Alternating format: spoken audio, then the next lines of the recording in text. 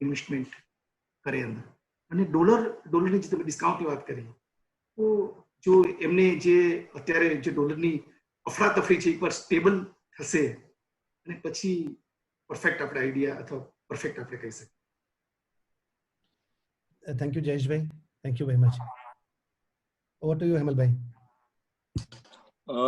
Thank you Jigneshbhai. મારે એક પ્રશ્ન પ્રશાંતભાઈને પૂછવો છે. પ્રશાંતભાઈ, હવે અત્યારની જે પરિસ્થિતિ છે એમાં હોમ લોનના રેટ હજુ ઘટવાનું કંઈક આશા લાગે છે, જે લગભગ નોટબંધી વખતે 9.9% હતા અને અત્યારે લગભગ 7.15 થી 7.25 જેવા ચાલી રહ્યા છે. તો આની પરિસ્થિતિ રિયલ એસ્ટેટ માર્કેટ ઉપર શું થશે? કારણ કે અત્યારે રેસિડેન્સમાં લગભગ સમજો ને કે 3% જેવું ભાડું છે અને કોમર્શિયલમાં 4 થી 5%નું રિટર્ન મળે છે. તો એ હવે ડિફરન્સ જે છે લોકોનો લોન અને રિટર્ન ઉપરનો કે જે રેન્ટ ભરે છે એ બહુ ઘટી ગયો છે. તો આની હવે રિયલ એસ્ટેટ માર્કેટ ઉપર શું અસર થશે? ફર્સ્ટ ઓફ ઓલ તો હેમલભાઈ, હું તમને આ જે પ્રશ્ન છે એના ઉપર આજે જ મેં એક આર્ટિકલ વાંચ્યું છે, જે કદાચ તમે પણ વાંચ્યું હશે. લોધા ગ્રુપ મુંબઈ, એમને આ પરિસ્થિતિમાં આ લોકડાઉન થયા પછી એ લોકોએ 300 યુનિટનું સેલ કર્યું છે. એમના ચીફ ઓફિસરે આજે સ્ટેટમેન્ટ આપ્યું છે કે એમને આ લોકડાઉન પીરિયડમાં 300 યુનિટનું સેલ્સ કર્યું છે. અને એનો એ મુખ્ય શ્રેય એ વાતને આપે છે કે આ લોકડાઉન પરિસ્થિતિમાં જે બેંક અને ગવર્મેન્ટે જે સપોર્ટ કર્યો છે અને જે વ્યાજ દર આજની તારીખે જે ઓછા થયા છે, તો આ વાતને એ બહુ મોટો શ્રેય આપે છે. અને હું પણ આમાં ચોક્કસપણે માનું છું કે જે આપણે લોકડાઉન પહેલાની જેટલી પણ ઇન્ક્વાયરીઝ આપણી પાસે હતી, તો હું એવું નથી માનતો કે રાતોરાત ગાયબ થઈ જવાની છે. બલકે હું એવું માનું છું કે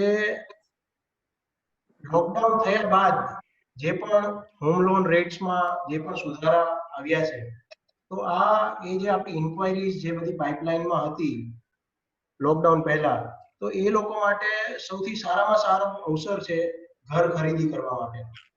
અને ભવિષ્યમાં કદાચ એવું પણ બને, હું કદાચ રોંગ પણ હોઈ શકું આમાં, કે તમે એવું કહો છો કે આવતા સમયમાં હજી વ્યાજ દરનો રેટ ઓછો થશે.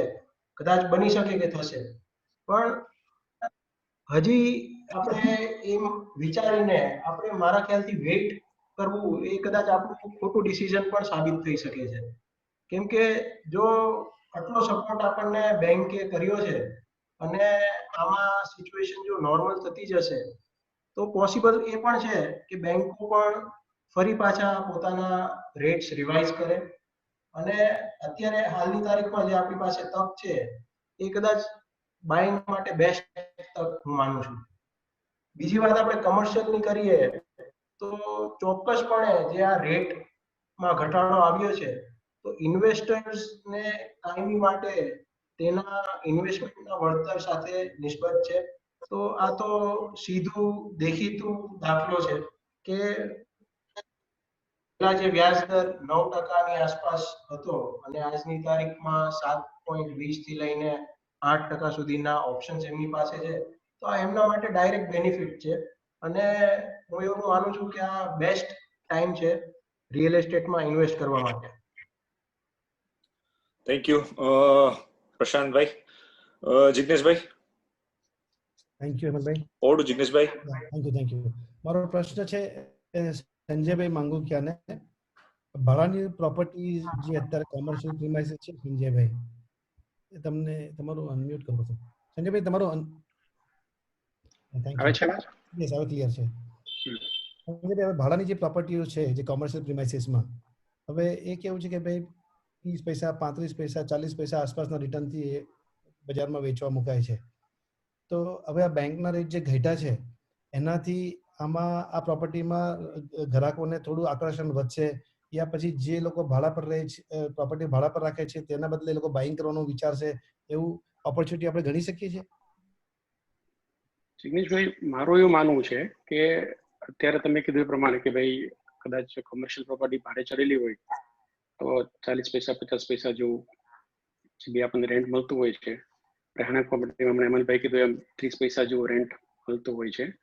અને હમણાં જેમ ચર્ચા થઈ લાસ્ટ મુદ્દામાં કે ભાઈ બેંકના હોમ લોનના વ્યાજ ઓછા થયા છે અત્યારે, તો એ પરથી ચોક્કસ ગ્રાહક ઘર ખરીદવા માટે આકર્ષાય. અને જ્યારે આ COVID-19 પરિસ્થિતિમાં લોકોએ ફીલ કર્યું કે ઘર ઇઝ દવા છે આપણી, તો અત્યારે એક પોઝિટિવ સેન્ટિમેન્ટ છે લોકોના કે ભાઈ આપણું પોતાનું ઘર લેવાની આ સારામાં સારી તક છે.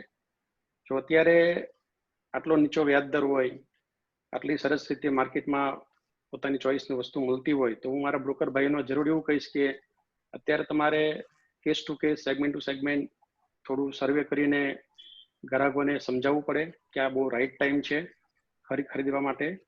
તમારું ઘરનું ઘર ખરીદવા માટે અત્યારે જ પરફેક્ટ ટાઈમ છે, તમે ખરીદી લો. હમણાં પ્રશાંતભાઈ કીધું એમ કે કદાચ કાલે ઉઠીને બેંકમાં વ્યાજમાં રેટમાં વધારો થાય તો અત્યારે પરફેક્ટ ટાઈમ છે. અને એ સિવાય ગવર્મેન્ટે રિયલ એસ્ટેટમાં એફોર્ડેબલને ઘણા વર્ષથી પ્રોત્સાહિત કરી રહી છે. ગવર્મેન્ટ જીએસટીમાં છૂટછાટ છે.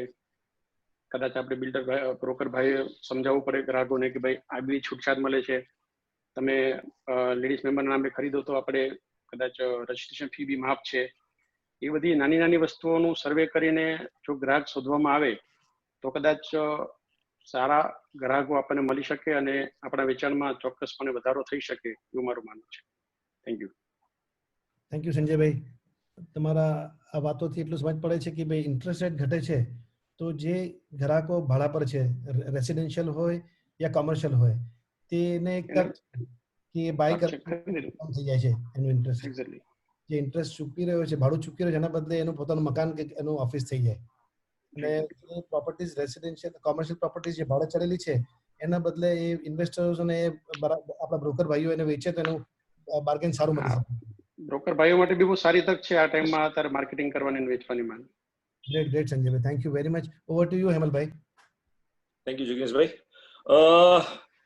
એક પ્રશ્ન એવો છે જયેશભાઈને પૂછીશ. જયેશભાઈ, તમે લગભગ દરેક સેગમેન્ટમાં કામ કરો છો, રેસિડેન્શિયલ, કોમર્શિયલ, ઇન્ડસ્ટ્રીયલ, પછી પ્લોટિંગ, ફાર્મ હાઉસ, દરેકમાં. તો જનરલી એક બ્રોકરને હંમેશા એ પ્રશ્ન રહે છે કે ભાઈ ખરીદવા વાળા દરેક વખતે કોઈ બી સમય હોય એમ જ કહેતા હોય કે ભાઈ અત્યારે પાર્ટી બાર્ગેન કરે છે કે એને વધારે પડતું ડિસ્કાઉન્ટ જોઈએ છે પરિસ્થિતિ પ્રમાણે, આમ તેમ. તો તમે આમાં છો, તમે શું એનો અનુભવ કરો છો અને બ્રોકર મિત્રોએ પાર્ટીને શું સલાહ આપવી જોઈએ? કારણ કે માલની પરિસ્થિતિ શું છે માર્કેટમાં એ બધો અંદાજ બ્રોકરને આવે એવી મારી ઈચ્છા છે કે તમે એનો જરા બ્રોકર મિત્રોને જણાવો. ક્લાયન્ટ તો ઈચ્છા 100% રાખતી હોય. ક્લાયન્ટ, કોઈ પણ ક્લાયન્ટ હોય કે મને રિઝનેબલ મળે, હું પેમેન્ટ તમને ફાસ્ટ આપો, મને ડિસ્કાઉન્ટ આપો, એવું ઈચ્છતા હોય.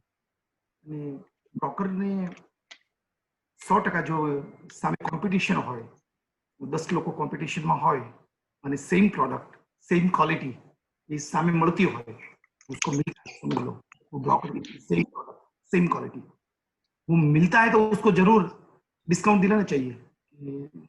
लेकिन जो जिसको मर्सिडीज चाहिए और जिसको फीचर्स चाहिए तो उसको मर्सिडीज का पेमेंट देना पड़ेगा, वो उसको समझाना पड़ेगा. आज अपन डुमस रोड पे निकलते हैं सूरत के अंदर, तो वहां 5 लाख से लेके 1.5 करोड़ तक की कार है और सब उसको कार बोलते हैं. लेकिन चाहे कहीं ऐसा है कि जो जिसको ब्रांड चाहिए, वर्क अच्छा चाहिए, अच्छी क्वालिटी चाहिए, तो ब्रोकर को समझाना पड़ेगा ना उसको कि आपको ये प्रोडक्ट के अंदर इससे ज्यादा नहीं मिल सकेगा. आप उसको कैश पेमेंट दो या आप वन शॉट पेमेंट दो, 1 घंटे में दो, लेकिन नहीं. दूसरी, सेम प्रोडक्ट, सेम ब्रांड, ऐसे 10 लोग हैं तो उसको पार्टी को फायदा होना चाहिए और पार्टी को बोलना चाहिए कि आपको सेम कैटेगरी की ब्रांड, तो 5 लोग है, 10 लोग है या 15 लोग है, उसमें से मैं आपको ज्यादा से ज्यादा डिस्काउंट दिला के मैं आपको दिलाता हूँ. ये ब्रोकर की फर्ज है. मैं बोलता हूँ हर ब्रोकर को उसकी फर्ज. I am not talking about partiality, parched के उसको मैं बिल्डर को संभालू, मैं पार्टी को नहीं संभालू, या मैं नहीं बोलता हूँ कि पार्टी को संभालो. उसको जो मार्केट के अंदर सप्लाई है, माल है, तो उसको अच्छी तरह से दिलाना चाहिए. लेकिन माल नहीं है और जो माल है जिसके पास, वो कैटेगरी का कितने लोगों के पास है, एक ब्रांड क्वालिटी वो कितने लोगों के पास है, और वो उसके समझ के. लेकिन कोई चीज आज मर्सिडीज की कंपैरिजन करके कोई स्कोडा कार दिलवा दे, समझो बोले फीचर सेम है लेकिन मर्सिडीज है, तो इस तरह से उसको मर्सिडीज के भाव में दिला रहे, स्कोडा के भाव में दिला रहे। तो इस तरह से ब्रोकर को समझ के प्रोडक्ट को, डेवलपर की क्या क्वालिटी है, कितने प्रोजेक्ट उसने किए हैं, और भले उसने नया प्रोजेक्ट किया है कि भाई उसने 10 बिल्डिंग या 5 बिल्डिंग, लेकिन उसकी बनाने की क्या उसकी स्टाइल है बनाने की, ऑपरेशन क्या करते हैं, वहां जो मजदूर लोग काम करते हैं, वहां इंजीनियर्स जो लोग काम करते हैं, वो इस तरह से उसको एक पैरामीटर को उसको एप्पल टू एप्पल कंपेयर करके उसको एडवाइस देनी चाहिए कि भाई यहाँ 5% ही मिलेगा, आप बोलोगे 10% तो 10% नहीं देगा, या आपको चाहिए तो ये प्रोडक्ट और ये प्रोडक्ट में इतना फर्क है, तो आपको अभी स्कोडा लेनी पड़ेगी, you don't go in Mercedes, right. तो उसको ये ब्रोकर, और ब्रोकर किसको बोलते हैं? ब्रोकर वो नहीं है कि पैसा का चेक लेके जाएगा और देके आएगा और ब्रोकर की ड्यूटी पूरी हुई। ब्रोकर को मैं ब्रोकर को भी एडवाइस देता हूँ, आप समझ के लोगों को एक एक चीज को समझ के आप प्रेजेंट मार्केट में सब चीज, अब 10 लाख का भी फ्लैट बिकेगा, 15 लाख का, और 10 करोड़ का भी बिकेगा। ये भी नहीं बोलता हूं कि कोई ऐसे, लेकिन उसको अच्छी तरह से समझ के उसको उसकी पार्टी के पास प्रेजेंट करना पड़ेगा, फिर पार्टी के पे छोड़ो। लेकिन आपको जिसके साथ बहुत लगाव है, कोई बिल्डर के साथ, या तो कोई आपको बिल्डर कोई अंडर टेबल कोई 1% या 2%, 4%, व्हाटएवर प्लस माइनस देता है आपके सेल्फ के लिए, मैं बोलता हूं पार्टी मतलब इन्वेस्टर, यूजर, या तो किसी को भी वो चीज नहीं करनी था। और कोई न तो कोई वो बिल्डर भी बोले, समझो मैं क्यों भी नहीं बोले, वो नहीं अपने को, अपने को 2 चीज है बॉस। आपको पता चल गया ना, कोविड एक वायरस ने पूरे विश्व को हिला दिया ना बॉस। तो भगवान में ताकत है, तो हम वो चीज को समझ के चलना है, अपने ऊपर वाले को देखना है, जहां ईमानदारी और नैतिकता होगी बॉस, वहां भगवान छोटे से बड़ा बना सकता है। और अपने को क्षणिक मजा आएगी, किसी के आंख में धूल झोंक के 5 लाख 50 लाख 5 करोड़ हमने पा लिया, लेकिन एंड ऑफ द डे ये अपने को भुगतना पड़ेगा बॉस। कर्म किसी को नहीं छोड़ेगा। इसके लिए मैं तो सबको बोलता हूँ, ईमानदार, हाँ हो सकता है आगे पीछे 5 दिन पहले 5 दिन लेट, बट अपनी ईमानदारी के अंदर फर्क नहीं आना चाहिए।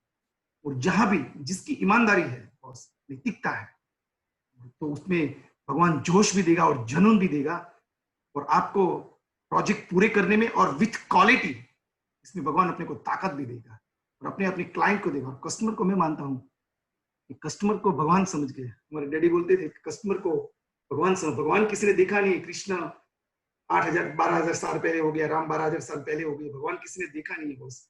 जिससे हम माल बेचते हैं उसमें कमाता है, मेरा पेट भरता है, मेरे एम्प्लॉय का पेट भरता है, वो मेरे भगवान है दोस्त। कस्टमर के साथ अपने को चिट नहीं करनी, उन्हें तो चिट सिखाना है। तो ये हमारी आइडियोलॉजी और हमारी थिंक, ऐसे यहाँ के जो डेवलपर्स है, मैं मानता हूँ सब अच्छे लोग हैं, मैं नहीं बोलता हूँ किसी कोई ऐसा है वैसा है, लेकिन हाँ एक रास्ते पे चलता है, हम लोग जो चलते हैं और रास्ता हम भगवान को कहे कि वही रास्ते पे हम लोग चले, और इसलिए हमको ताकत। हेमल भाई થેન્ક યુ જયેશભાઈ. મારા ખ્યાલ મુજબ તમે જે કહી રહ્યા છો એ બધા બ્રોકર મિત્રોને ખ્યાલ આવશે અને આગળના એમના બિઝનેસ કરવામાં એ લોકોને બહુ સહાયરૂપ થશે. Jigneshbhai. Thank you Hemalbhai, thank you Jayeshbhai. મારો હવે આ પ્રશ્ન છે વેલજીભાઈને. વેલજીભાઈ બહુ સરસ વાત કરી સ્ટાર્ટિંગની સ્પીચમાં કે સુરતની પોપ્યુલેશન 2035માં 1,10,00,000 થઈ જશે. વર્લ્ડને સુરતને 2035માં ટોપ 10 ડેવલપિંગ સિટીઝ ઇન ધ વર્લ્ડનું ખિતાબ આપ્યું છે. તમે એના ઘણા બધા રિસર્ચ બી તમને ગૂગલ પર મળી જશે. એનું કારણ છે કે આપણે ત્યાં મેટ્રો ચાલુ થવાની છે. હીરાબુર્જ 60 લાખ સ્ક્વેર ફીટનું single largest commercial complex in the world છે. હજીરા છે, ડ્રીમ સિટી છે, બુલેટ ટ્રેન છે. દિલ્હી મુંબઈ ઇન્ડસ્ટ્રીયલ કોરિડોરનું ગુજરાતમાંથી સૌથી મોટો રૂટ જાય છે. એમાં સુરતને બી એટલો